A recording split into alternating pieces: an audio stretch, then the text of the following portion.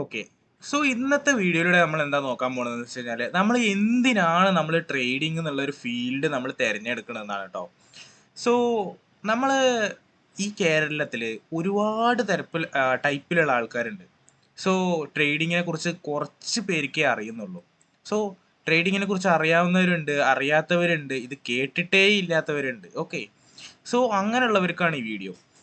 നിങ്ങൾക്ക് ട്രേഡിംഗ് എന്തുകൊണ്ട് പഠിക്കണം എന്ന് ചോദിച്ചു കഴിഞ്ഞാൽ നിങ്ങൾ ജോലി ചെയ്യുന്നുണ്ട്, വൺ സോഴ്സ് ഓഫ് ഇൻകം ആണത്. ഓക്കെ. ഒരു സ്ഥലത്ത് നിന്ന് മാത്രമേ നിങ്ങൾക്ക് ഇൻകം വരുന്നുള്ളൂ. ബട്ട് നിങ്ങൾ എന്ത് ചെയ്യണം, നല്ലപോലെ ഹാർഡ് വർക്ക് ചെയ്യുന്നുണ്ട്. ഓക്കെ. നല്ലപോലെ ഹാർഡ് വർക്ക് ചെയ്യുന്നുണ്ടെന്ന് അതിനനുസരിച്ചുള്ള ഇൻകം കിട്ടുന്നില്ല. കാരണം എന്താ, നമ്മൾ ഒരാളുടെ കീഴിലാണ് ജോലി ചെയ്യുന്നത്. ഓക്കെ. ഒരാളുടെ കീഴിൽ ജോലി ചെയ്യുമ്പോൾ എന്താണ് കുഴപ്പമെന്ന് വെച്ച് കഴിഞ്ഞാൽ അവര് പറയുന്ന പോലെ നമ്മൾ ചെയ്യണം. അവര് തരുന്ന ഇൻകമേ നമുക്ക് കിട്ടുകയുള്ളൂ. ഓക്കെ. സോ അതിനാണ് നിങ്ങൾക്ക് ഇവിടെ ഇത്രയും വലിയൊരു പ്ലാറ്റ്ഫോം ഉണ്ട്. ട്രേഡിംഗ് എന്നുള്ളൊരു വലിയ പ്ലാറ്റ്ഫോം ഉണ്ട്. ഫോറക്സ് ട്രേഡിംഗ് എന്നുള്ളൊരു വലിയ പ്ലാറ്റ്ഫോമാണ്. ഓക്കെ.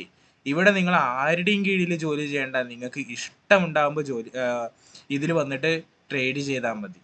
ഇവിടെ നമുക്ക് 24 hours മാർക്കറ്റ് ഉണ്ട്. ഓക്കെ. നിങ്ങൾക്ക് ഇവിടെ നോക്കിക്കഴിഞ്ഞാൽ തന്നെ കാണാൻ പറ്റും. ഗോൾഡൊക്കെ 24 hours. ഇന്നിപ്പോൾ സാറ്റർഡേ ആയതുകൊണ്ടാണ് മാർക്കറ്റ് അവധി. വീക്കെൻഡ്സിൽ മാർക്കറ്റ് അവധിയായിരിക്കും. ബട്ട് ബിറ്റ് കോയിനിൽ സ്റ്റിൽ ട്രേഡ് നടന്നുകൊണ്ടിരിക്കുന്നുണ്ട്. നിങ്ങൾക്ക് ഇവിടെ അടിയിൽ നോക്കി കഴിഞ്ഞാൽ കാണാൻ പറ്റും. ബിറ്റ് കോയിനിൽ സ്റ്റിൽ മാർക്കറ്റ് ഇവിടെ ഓടിക്കൊണ്ടിരിക്കുന്നുണ്ട്. ഓക്കെ.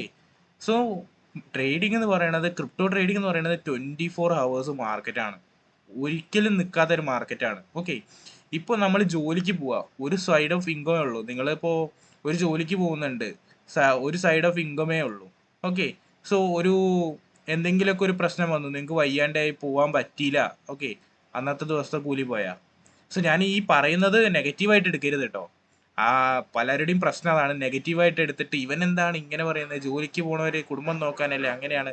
അങ്ങനെയല്ല ഞാൻ പറയുന്നത്. ജോലിക്ക് പോകണം, കുടുംബം നോക്കാൻ ജോലിക്ക് തന്നെ പോയിട്ടല്ലേ പറ്റുള്ളൂ.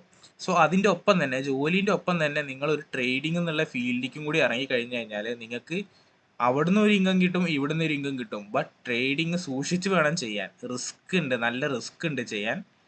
നിങ്ങൾ പഠിച്ചിട്ട് വേണം ചെയ്യാൻ. ഒരിക്കലും ഫസ്റ്റ് തന്നെ ഞാനൊരു 5 ലക്ഷം കൊണ്ടിട്ടു എനിക്കത് 10 ലക്ഷം ആക്കണം, 20 ലക്ഷം ആക്കണം, 30 ലക്ഷം ആക്കണം എന്ന് പറഞ്ഞു കഴിഞ്ഞാൽ ട്രേഡിങ്ങിൽ അത് നടക്കില്ല. ഓക്കെ.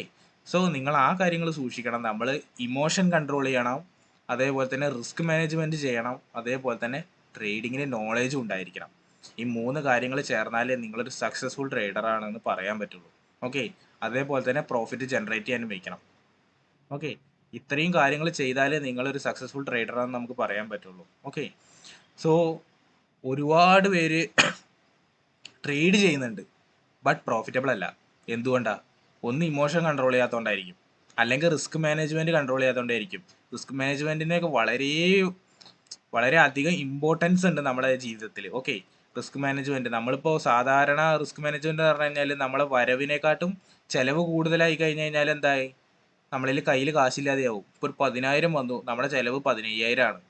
എന്തുകൊണ്ടാണ് കാര്യമുള്ള ഒരു കാര്യമില്ല. 5,000 രൂപ വീണ്ടും കടം വാങ്ങിയിട്ട് നമ്മൾ ചിലവ് ഇതാക്കേണ്ട അവസ്ഥയാണ്. ഞാൻ ഇത്രയും പറയുന്നുള്ളൂ. നിങ്ങൾ എന്ത് പണി ആയിക്കോട്ടെ, എന്ത് പണിയാണെങ്കിലും എല്ലാ പണിക്കും അതിനായിട്ടുള്ള ഒരു എന്താ പറയുക, ഒരു റെസ്പെക്റ്റ് ഉണ്ട്. ഓക്കെ. അതിനായിട്ടുള്ള ഇതുണ്ട്. അതേപോലെ തന്നെ നിങ്ങൾ എന്ത് ചെയ്തോട്ടെ, നിങ്ങൾ ട്രേഡിങ് നിങ്ങൾക്ക് കിട്ടുന്ന ടൈം എന്തിനാണ് വെറുതെ, നമ്മൾ ഈ കിട്ടുന്ന ടൈം എന്ന് പറയുന്നത്, നമ്മൾ എന്തിനാണ് വെറുതെ ഇൻസ്റ്റഗ്രാമിലെ റീല് കണ്ട് ടൈം കളയുന്നത്. നമ്മൾ ഇഷ്ടം പോലെ റീല് കാണുന്നുണ്ട്. ഒരു റീലാണ് തുടങ്ങി കഴിഞ്ഞാൽ നിങ്ങൾ ശ്രദ്ധിച്ചിട്ടുണ്ടാവും, നമ്മൾ റീൽ ഇങ്ങോട്ട് തോണ്ടായിരുന്നു കഴിഞ്ഞാൽ ടൈം പോണത് നമ്മൾ അറിഞ്ഞിട്ടുണ്ടാവില്ല. കറക്റ്റ് അല്ലേ? നിങ്ങൾക്ക് ഇങ്ങനത്തെ എക്സ്പീരിയൻസ് ഉണ്ടായിട്ടുണ്ടെന്നുണ്ടെങ്കിൽ നിങ്ങൾ അത് എന്താ കമന്റ് ബോക്സിൽ ഇടുക കേട്ടോ. നമ്മളൊരു റീൽ ഇങ്ങോട്ട് നോക്കാൻ തുടങ്ങി കഴിഞ്ഞാൽ പിന്നെ നമ്മളെ കൈ അതിൽ നിന്ന് പോവില്ല. നമ്മളെ ബ്രെയിൻ ഓട്ടോമാറ്റിക്കലി അതിൽ ഫോക്കസ് ആയിട്ടുണ്ടാവും. നമ്മൾ ഇങ്ങനെ തോണ്ടി തോണ്ടി തോണ്ടി തോണ്ടിയിരിക്കും. ഓക്കെ. അതാണ് നമ്മൾ അതിൽ അഡിക്റ്റ് ആവുകയാണ്. ഓക്കെ. നമ്മൾ ആ ഒരു റീലിൻ്റെ, ഇൻസ്റ്റാഗ്രാമിൻ്റെ ടെക്നോളജി അങ്ങനെയാണ്. നമ്മൾ അതിലേക്ക് കൂടുതൽ സമയം ഇരുത്താൻ വേണ്ടിയിട്ട് അതിലേക്ക് അവർ നോക്കും. ഓക്കെ. നല്ല ഇൻട്രസ്റ്റിംഗ് കണ്ടന്റ് നമ്മൾ നിർത്താൻ നോക്കുമ്പോൾ അടുത്ത റീല് തോന്നുമ്പോൾ അത് നല്ല ഇൻട്രസ്റ്റിംഗ് റീലായിരിക്കും. അപ്പോൾ അത് കാണും. അടുത്ത് വീണ്ടും നമ്മളെ കൈ അങ്ങനെ പോകും, നമ്മൾ അതിൽ ഇരുന്ന് പോകും. ഓക്കെ. അതാണ് നമ്മൾ ഫസ്റ്റ് ഒഴിവാക്കേണ്ടത്. മാക്സിമം നമ്മൾ റീല് കാണുന്നതൊക്കെ ഒഴിവാക്കുക, ഇൻസ്റ്റഗ്രാമേ ഒഴിവാക്കുക. നമ്മുടെ ജീവിതത്തിൽ നമുക്ക് ജീവിക്കാൻ വേണ്ടെന്താ, പൈസയാണ്.